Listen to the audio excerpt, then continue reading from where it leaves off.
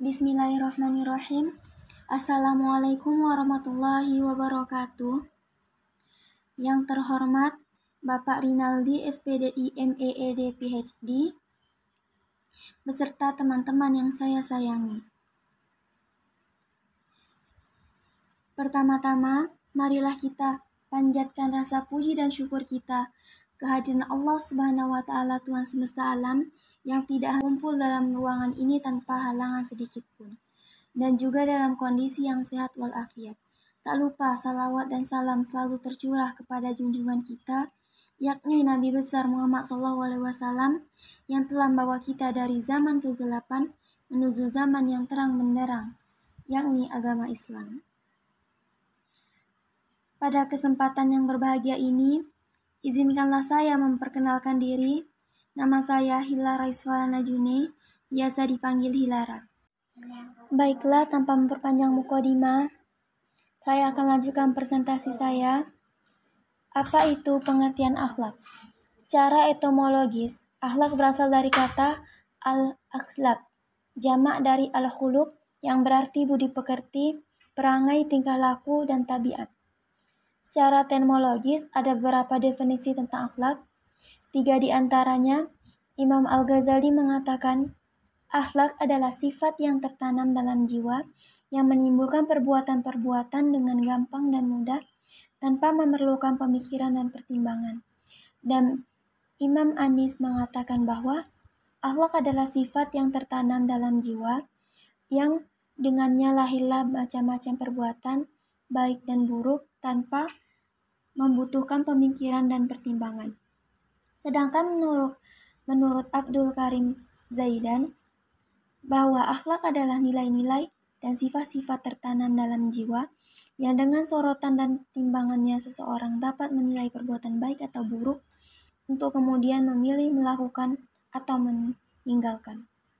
Ketiga definisi di atas sepakat menyatakan bahwa akhlak adalah sifat yang tertanam dalam jiwa manusia, sehingga akan muncul secara spontan bila mana diperlukan tanpa memerlukan pemikiran atau pertimbangan lebih dahulu, serta tidak memerlukan dorongan dari luar. Sekalipun 3 definisi akhlak di atas berbeda kata-katanya, tapi sebenarnya tidak berjauhan maksudnya, bahkan berdekatan artinya satu dengan lainnya. Sehingga Profesor K.H. Farid Ma'ruf membuat kesimpulan tentang definisi akhlak ini sebagai berikut. Kehendak jiwa manusia yang menimbulkan perbuatan dengan mudah karena kebiasaan tanpa memerlukan pertimbangan pemikiran terlebih dahulu. Dalam Kamus Besar Bahasa Indonesia, kata akhlak diartikan sebagai budi pekerti atau kelakuan. Kata akhlak maupun terambil dari bahasa Arab yang biasa berartikan tabiat, perangai, kebiasaan, bahkan agama. Namun kata itu tidak ditemukan dalam Al-Quran. Yang ditemukan hanyalah bentuk tunggal kata tersebut, yaitu khuluq, tercantum dalam Al-Quran surah Al-Qalam ayat 4 yang berbunyi, wa innaka la'ala khuluqin azim. Dan sesungguhnya kamu benar-benar berbudi pekerti yang agung. Sedangkan dalam hadis riwayat Abu Hurairah yang dikeluarkan oleh Bukhari, yang artinya bahwa sungguhnya aku diutus untuk menyempurnakan akhlak. Lama setelah Rasulullah SAW meninggal dunia, orang bertanya kepada Aisyah, bagaimana akhlak Rasulullah? Aisyah berkata, akhlak beliau adalah Al-Quran. Ketika orang mendesak, apa yang dimaksud dengan akhlak Rasulullah itu Al-Quran? Aisyah memberikan contoh. Tidakkah kamu baca surah Al-Mu'minun? Mungkin dalam surah Al-Mu'minun karakteristik seorang mukmin secara jelas digambarkan dengan akhlaknya. Dari pengertian di atas dapat diambil kesimpulan bahwa akhlak ialah sifat-sifat yang dibawa manusia sejak lahir, yang tertanam dalam jiwanya dan selalu ada padanya. Sifat itu dapat terlahir berupa perbuatan baik disebut akhlak yang mulia, dan perbuatan buruk disebut akhlak yang tercela sesuai dengan pembinaannya. Akhlak dermawan umpamanya semula timbul dari keinginan berdermawan atau tidak. Dari bimbingan ini akan timbul ketentuan memberi derma. Ketentuan ini adalah kehendak, dan kehendak ini bila dibiasakan akan menjadi akhlak, yaitu akhlak dermawan. Sungguhnya moralitas di dalam kaca mata Al-Quran dan Sunnah yang jadi sumber utama ajaran Islam merupakan segala-galanya, baik yang menyangkut dalam urusan agama maupun dunia. Pembentukan akhlak. Pembentukan akhlak sama dengan berbicara tentang tujuan pendidikan, karena banyak sekali jumpai pendapat para ahli yang mengatakan bahwa tujuan pendidikan adalah pembentukan akhlak. Pembentukan akhlak dapat diartikan sebagai usaha sungguh-sungguh dalam rangka membentuk anak, dengan menggunakan sarana pendidikan dan pembinaan yang terprogram dengan baik dan dilaksanakan dengan sungguh-sungguh dan konsisten. Pembentukan akhlak ini dilakukan berdasarkan asumsi bahwa akhlak adalah hasil usaha pembinaan, bukan terjadi secara sendirinya. 3. Pembinaan akhlak. Pembinaan di dalam Kamus Besar Bahasa Indonesia adalah proses perbuatan. Cara pembinaan akhlak merupakan tumpuan perhatian pertama dalam Islam. Hal ini dapat dilihat dari salah satu misi Rasulullah Nabi Muhammad SAW yang utama adalah untuk menyempurnakan akhlak yang mulia. Dalam salah satu hadis Rasulullah SAW, Abu Hurairah dikeluarkan oleh Al-Bukhari, beliau menegaskan bahwa sungguhnya aku diutus untuk menyempurnakan akhlak. Perhatian Islam yang demikian terhadap pembinaan akhlak ini dapat pula dilihat dari perhatian Islam terhadap pembinaan jiwa yang harus didahulukan daripada pembinaan fisik, karena dari jiwa yang baik inilah akan terlahir perbuatan-perbuatan yang baik yang pada tahap selanjutnya akan mempermudah menghasilkan dan kebahagiaan pada seluruh kehidupan manusia, lahir dan batin. Perbuatan Islam dalam pembinaan akhlak selanjutnya dapat dianalisis pada pemuatan akhlak yang terdapat pada seluruh aspek ajaran Islam. Pembinaan akhlak dalam Islam juga terintegrasi dalam pelaksanaan rukun imam. Hasil analisa Muhammad Al-Ghazali terhadap rukun Islam yang lima telah menunjukkan dengan jelas bahwa dalam rukun Islam yang 5 itu terkandung konsep pembinaan akhlak. Pembinaan akhlak menurut dititik beratkan kepada pembersihan pribadi dari sifat-sifat yang berlawanan dengan tuntutan agama seperti takabur, pemarah, dan penipu. Dengan pembinaan akhlak ingin dicapai terwujudnya manusia yang ideal, anak yang bertakwa kepada Allah Subhanahu wa Ta'ala dan cerdas. Di dunia pendidikan, pembinaan akhlak tersebut dititik beratkan kepada pembentukan mental anak atau remaja agar tidak mengalami penyimpangan. Akhlak dalam implementasi dari iman dalam segala bentuk perilaku, di antaranya contoh akhlak yang diajarkan oleh Luqman oleh anaknya adalah akhlak terhadap ibu bapa, akhlak terhadap orang lain, akhlak terhadap penampilan. Selanjutnya ada faktor-faktor yang mempengaruhi pembinaan akhlak. Para siswa merupakan generasi muda yang merupakan sumber insani bagi pembangunan nasional. Untuk itu pula pembinaan bagi mereka dengan mengadakan upaya-upaya pencegahan pelanggaran norma-norma agama dan masyarakat. Dalam pembinaan akhlak, siswa dipengaruhi oleh beberapa faktor, di antaranya kedua faktor lingkungan sekolah, dan ketiga lingkungan masyarakat. Remaja. 1. Pengertian remaja. Remaja dari kata Latin adolescensi, yang berarti tumbuh atau tumbuh menjadi dewasa. Istilah adolescensi mempunyai arti yang lebih luas lagi yang mencakup kematangan mental, emosional, sosial, dan fisik. Remaja sebenarnya tidak mempunyai tempat yang jelas karena tidak termasuk golongan anak, tetapi tidak juga golongan dewasa atau tua, seperti yang dikemukakan oleh calon dalam Monkey DKK 1990 bahwa masa remaja menunjukkan dengan jelas sifat transisi atau peliharaan karena remaja belum memperoleh status dewasa dan tidak lagi memiliki status anak. A. Karakteristik remaja. Gunarsa merangkum beberapa karakteristik remaja yang dapat menimbulkan berbagai permasalahan pada diri remaja, yaitu 1. Kecanduan dalam pergaulan dan kekakuan dalam gerakan. 2. Ketidakstabilan emosi. 3. Adanya perasaan kosong akibat perombakan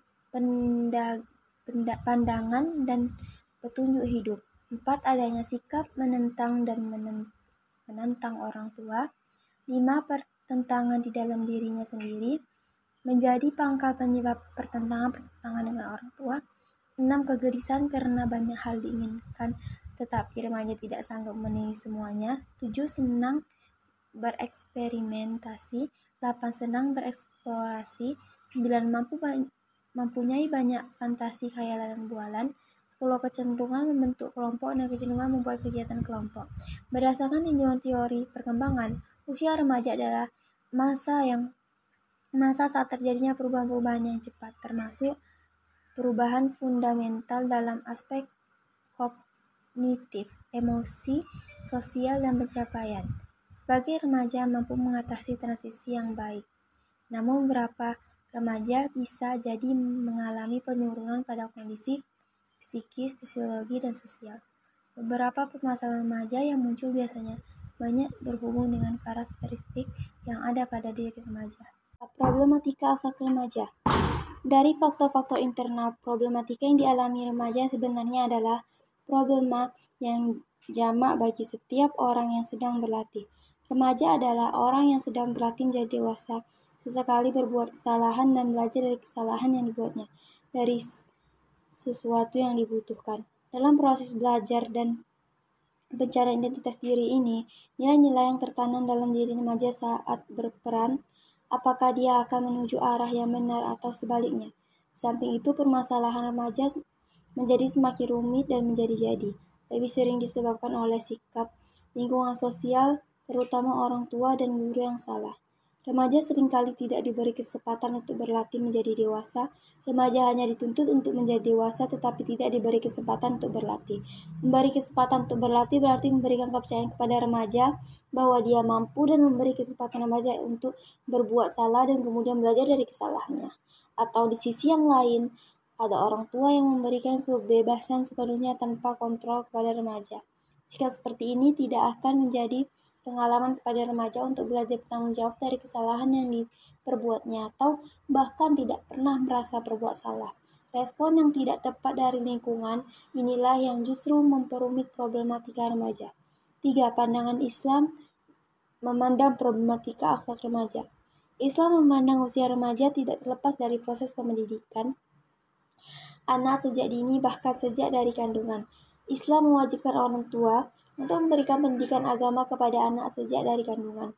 Orang tua harus mempersiapkan bekal yang cukup kepada anaknya untuk memasuki masa baligh, yaitu masa di mana seorang anak sudah mukallaf, yaitu dikenai seluruh kewajiban syariat dan mempertanggungjawabkan sendiri seluruh apa yang dibuatnya di hadapan Allah. Setelah sebelumnya ditanggung oleh orang tuanya, baligh dimulai ketika seorang anak mengalami mimpi basah bagi laki-laki dan haid pertama bagi perempuan. Sejak saat inilah Islam mengajarkan untuk memperlakukan anak sebagai orang dewasa yang harus bertanggung jawab terhadap dirinya sendiri. Kewajiban orang tua adalah mempercepat proses menjadi dewasa sepenuhnya dengan memberikan kebebasan yang cukup dan teguran terhadap kesalahan. Pada usia remaja ini yang ditekankan oleh Islam adalah justru bagaimana remaja memanfaatkan potensi yang dimiliki oleh remaja. Yang ditekankan oleh Rasulullah adalah betapa banyaknya potensi yang dimiliki remaja sehingga masa remaja adalah masa yang sangat penting, sebagaimana sabda dalam sebuah hadis riwayat Ibnu Abbas yang dikeluarkan oleh Al-Hakim. Manfaat 5 sebelum datangnya yang 5.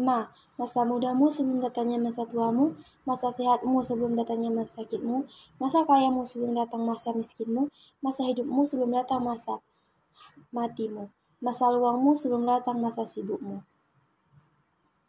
3. Upaya mengatasi problematika akhlak remaja. 1. Penanggulangan kekanakan remaja menurut para ahli. Penanggulangan kekanakan remaja dengan cara pertama, meningkatkan pendidikan agama. Kedua, orang tua harus mengerti dasar-dasar pendidikan. Ketiga, mengisi waktu luang dengan teratur. Keempat, membentuk markas-markas bimbingan dan penyuluhan. Kelima, pengertian dan pengalaman ajaran agama. Keenam, menyaringan buku-buku cerita, komik, film, dan sebagainya. Sedangkan menurut Roger Adams Gulata, sebagaimana dikutip oleh Sarlito Wirawan Sarwono, ada 5 ketentuan yang harus dipenuhi untuk membantu remaja. Pertama, kepercayaan. Kedua, kemurnian hati. Ketiga, mampu mengerti dan menghayati perasaan remaja.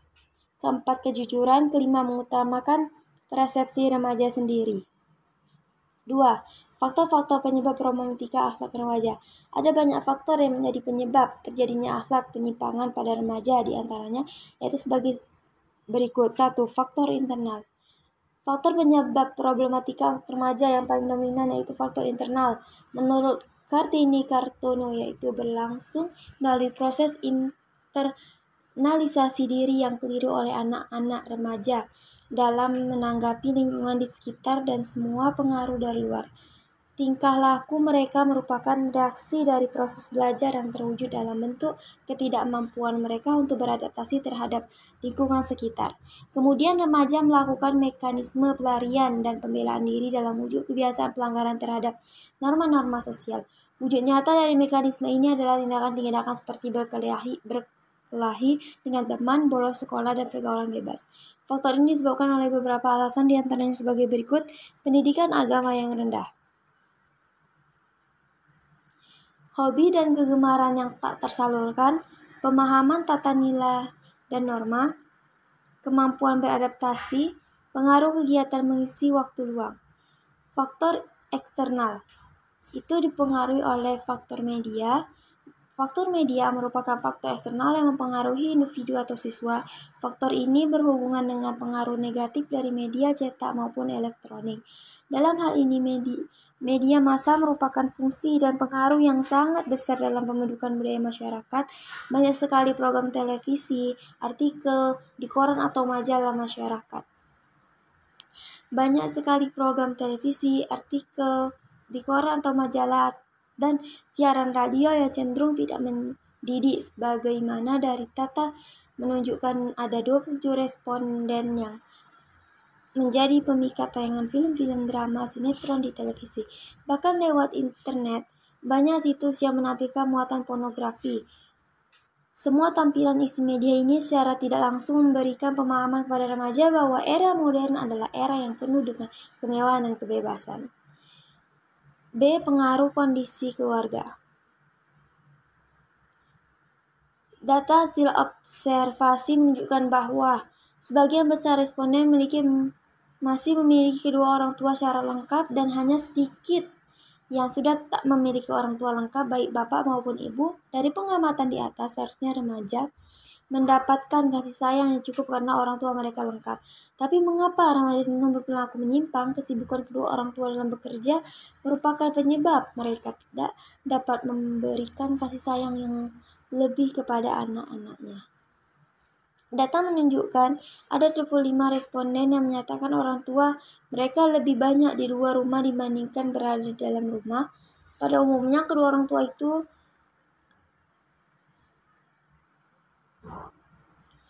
Tiga, pengaruh teman sepermainan. Pengaruh teman sebaya atau teman sepermainan sangat besar dalam mempengaruhi perilaku menyimpang remaja.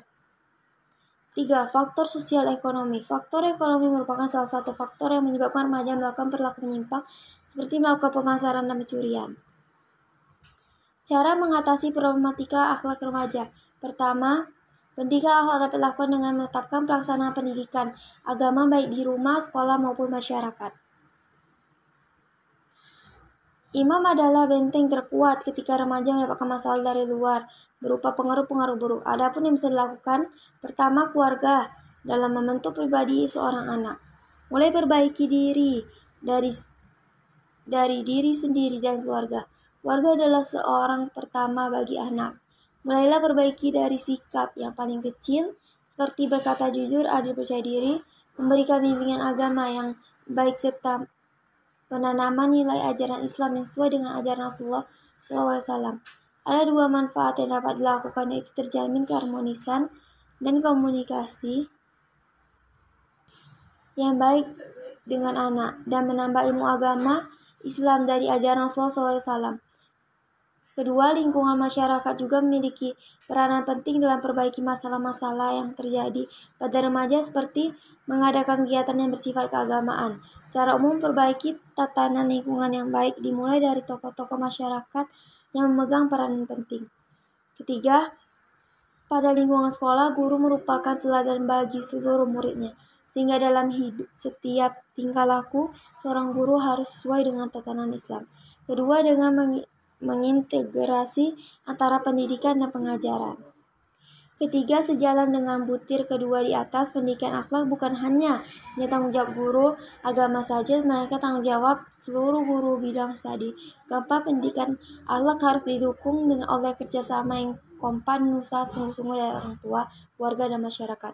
Kelima, pendidikan akhlak harus menggunakan seluruh kesempatan berbagai sarana, termasuk teknologi modern, kesempatan bereaksi, pameran, kunjungan, berkemah, dan sebagainya harus dilihat sebagai peluang untuk pembinaan akhlak.